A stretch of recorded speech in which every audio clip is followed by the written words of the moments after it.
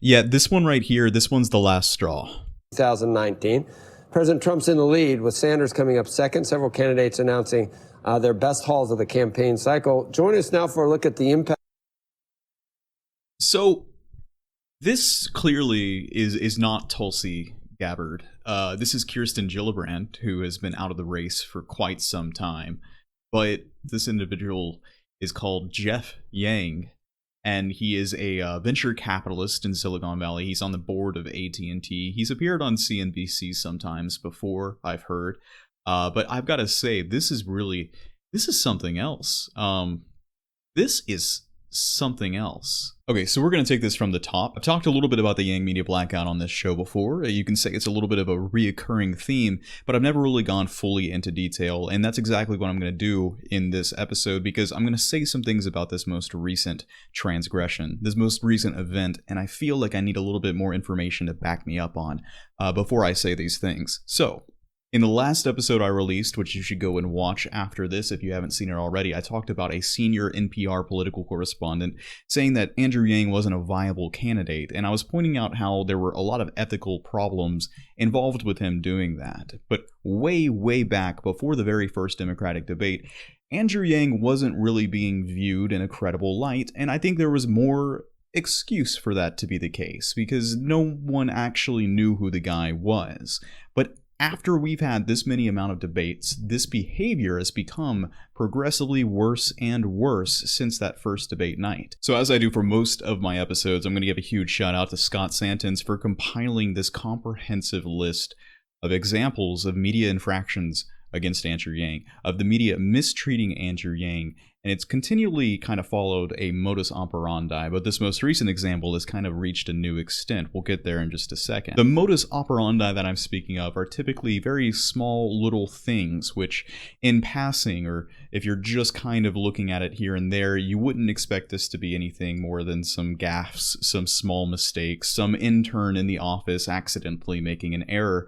But when you put it in the context of the events that were happening around that time, and you put it in the context of the correspondence between the Yang campaign and MSNBC and CNBC, well, this is the first occurrence of CNBC that I know of, but they're both owned by the same company, and I largely don't expect anything different from any other news outlets at all. I'm surprised CNN's treated him the way that they have up to this point. But when you put all of that together, and you take a look at it as a whole, it becomes very clear that there's something a little bit sinister happening here. What you're seeing on the screen in front of you is a tweet from Scott Santens, and it's detailing the most recent in a long line of transgressions against Andrew Yang. And I've tried counting how many there were here. Let's go ahead and start scrolling up a little bit. And I stopped counting when I reached 40. It took that long for me to say this is, clearly way more than needs to be occurring. When we get up to the top here, it starts off really kind of small. And I remember the context of this tweet as it happened, and you can tell that by Scott's tone here, there was a little bit of an expectation that something was going to happen after the debates because he got the lowest amount of speaking time. And the moderators really didn't treat him in a way that they were treating the other candidates, and it was frustrating to see, but also not completely unexpected. So everyone's a little bit on their guard at this point, and then this happens. They leave him out of this graphic during coverage, and we raise a little bit of stink about it, and hey, look at that, it's fine, he's back here where he needs to be. And they even included Marianne Williamson as well, in a universe in which our establishment media didn't have some kind of deep corrosive rot in it. That would be the end of it, and we wouldn't be talking about this right now. But no, this is the start of a trend, it seems. Again, this specifically seems like a little small thing. Let's take a listen to this coverage. Harris at 6%, Beto O'Rourke at 4%, and Cory Booker at 3%. A subsample. That really sucks. Like, it doesn't seem cool that they just kind of gloss over them and pass over them. Remember, this is a young and hungry campaign. We need all the coverage that we can get, and even a little moment like that is enough to kind of make you say, why? Why is that happening? And it continues on. We see this, more graphics. And here is another example. This was the second debate where he got, again, the lowest amount of speaking time. In all but one of the debates, Yang has had the lowest amount of speaking times. And during those earlier debates, they would only ask him questions about, like, China. They would go around the room, and then as soon as they would start talking about China, they would go to Mr. Yang. And his entire thing is about the economy and automation and AI. And we need to have this conversation about the federal jobs guarantee and a UBI and the dignity of work and the economic value and separating it from human value. No, they're going to ask him a question about China. And this is really where things reached a new level for me. Scott points out here that Yang's missing from this illustration of candidates on NBC's website. And someone did a little bit of sleuthing and found that you can actually go to Internet Archive and find that the day before, Yang's illustration was on the website, which means they deliberately took it off. It really just appears that an editor possibly did their job perfectly correctly. They had all of the candidates' illustrations put on there like they needed to be, and someone came by and said, no, you need to take this off of the website. That was like an order from higher up. As I said, the modus operandi are little things. They troll the campaign. They do this on purpose. I meant when I said back then, and I mean what I say now, this looks like NBC News is actively engaged in a misinformation campaign against the American people. What is actually going on here? Now, I know a lot of people have been sending me tweets lately saying, what did you expect? This has been known for quite a long time. I know. I was being a little bit optimistic earlier this year. I was caught up in the wave and everything, and it's not fun to just sit around and be cynical about the state of the world as it exists always. I just think it's pretty interesting to be able to bring up a clear paper trail like this. And let's go on for just a little bit more because it gets a little bit more fun here as we continue. This was back in, what was this? September, I believe? September the 6th. See, here, this is where things get really, really fun when we get John Yang. John Yang crowd surfing on the 2020 trail. This is really when things just started to get like, they don't care anymore, right? They're being just so obvious about it. This actually happened right after Andrew Yang finally made a tweet and like said, hey, what's going on? And so now they've been confronted by the dude and they're just kind of flexing a little bit like, yo, you're John Yang. We haven't gotten anyone else's name wrong for the entire campaign season so far, but you, buddy, you don't know who you're messing with, John Yang. And that brings us here to the collusion. This is a promo that was played on the big screen at the Liberty and Justice dinner. This is a Democrat event, a Democratic Party event where all the candidates showed up. This is actually where Barack Obama made the turn in his campaign and was able to start rallying the support that would later take him on into the election. And so they have this promotional video where they go through and show all of the candidates who are going to be showing up tonight to speak.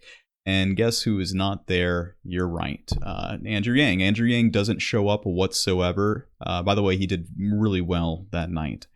Now, what collusion am I talking about? Well, I'm glad you asked. So this here is Jeff Zucker. He's the current president of NBC and CNN. He was president at the time of Ronan Farrow's investigative journalism at NBC, where he was removed from NBC for that journalism, allegedly. You can follow up on all of that with the Catch and Kill podcast. This is the Me Too movement that I'm talking about. And this guy isn't really painted in the best of light. During that podcast, it really seems like he was kind of burying some dark stuff that was happening with the entire Weinstein scandal. But his name pops up again in a pretty interesting place here. On October the 31st, 2016, the New York Times reported that CNN has severed ties with Democratic strategist Donna Brazile after hacked emails from WikiLeaks show that she shared questions from CNN-sponsored candidate events in advance with friends on Hillary Clinton's campaign. CNN said it had accepted her formal resignation on October the 14th, adding, "We are completely uncomfortable with what we have learned about her interactions with the Clinton campaign while she was a CNN contributor." On November the 1st, 2016, an internal call about the collusion was initiated by CNN President Jeff Zucker. Zucker informed his staff that while the instances have been fully investigated and the perpetrators dealt with, the perception that campaigns could receive questions in advance hurts us all, adding that "I have no tolerance for her behavior or that kind of behavior," going on to describe former network commentator Brazile's interaction with the Clinton campaign as unethical and disgusting. On March the 17th, 2017, Brazile admitted to forwarding debate questions to Clinton's campaign during the 2016 Democratic primary while she was vice chair of the DNC and worked as a CNN commentator. There's historical precedent for the DNC and the establishment media to work together to get their candidate into office. There's nothing new about that, especially if you're a Sanders supporter. But it's important to keep a close eye on this. I know that Andrew Yang is really rallying a large base of people who have been disenfranchised, disinterested in politics, and this is new to some people. So call it out when you see it. It's not good. Our media is subverting our democracy, and it's dividing the country as a whole. Because if you can't trust the people who are telling you what's happening in the world, you can't trust anything. And if you can't trust anything, you can trust no one, and not even your neighbors, not even your family.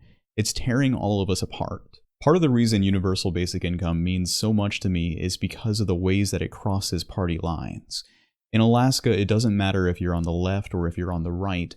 No one views the unconditional cash as a moral imperative. No one thinks that person's getting it and it's coming out of my wallet. It's more along the lines of, you get this money, what do you do with it? You pass go when you play Monopoly, what are you going to do on your turn? Right now, this country is being torn apart by scarcity.